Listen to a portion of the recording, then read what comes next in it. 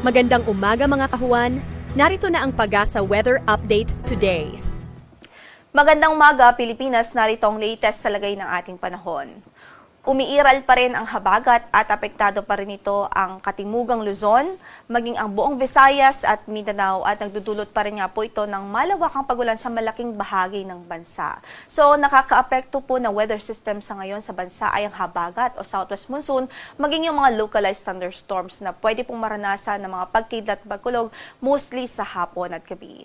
Ngayon po ay wala tayong LPA na minomonitor sa loob ng ating area of responsibility, wala ring bagyo pero magantabay pa rin tayo sa magiging updates ng Pag-asa ukol sa mga posibilidad ng pagkabuo ng mga panibagong weather systems such as LPAs at tropical cyclones.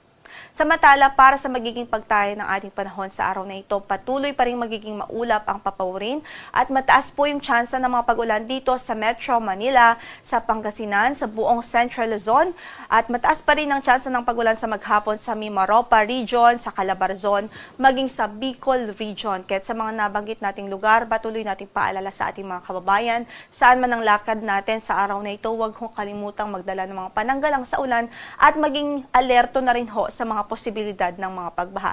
Lalo na po yung mga ilang lugar na ilang araw na rin hong nakakaranas ng mga pag-ulan. Samantala sa natitirang bahagi ng Luzon, dito po sa Ilocos Region, Cordillera Administrative Region, sa Cagayan Valley, so sa natitirang bahagi ng Ilocos Region maliban sa Pangasinan, ay makaranas po ng bahagyang maulap hanggang sa maulap na papawirin at meron pa rin pong tsansa ng mga localized thunderstorms any time of the day. So ingat pa rin ang ating abiso at huwag kong kalimutang magdala ng payong saan man ang lakad natin sa araw na ito. Para naman sa weather temperature forecast po natin dito sa Metro Manila from 25 to 31 degrees Celsius ang inaasahan. Malamig pa rin sa Baguio, 16 to 23 degrees Celsius, 25 to 32 sa Laoag City, 24 to 33 sa Tuguegarao, at 24 to 31 degrees Celsius sa Legazpi City. Sa Tagaytay ay malamig rin from 23 to 30 degrees Celsius. Samantala sa buong Visayas, asahan pa rin natin ang maulap na papawirin at halos mga tuloy-tuloy o mataas na tsansa ng mga pag-ulan dahil pa rin po sa habagat o southwest monsoon. Gayon din dito po sa Zamboanga Peninsula, Bangsamoro Region, dito po sa Northern Mindanao at Caraga dahil din po sa epekto ng habagat.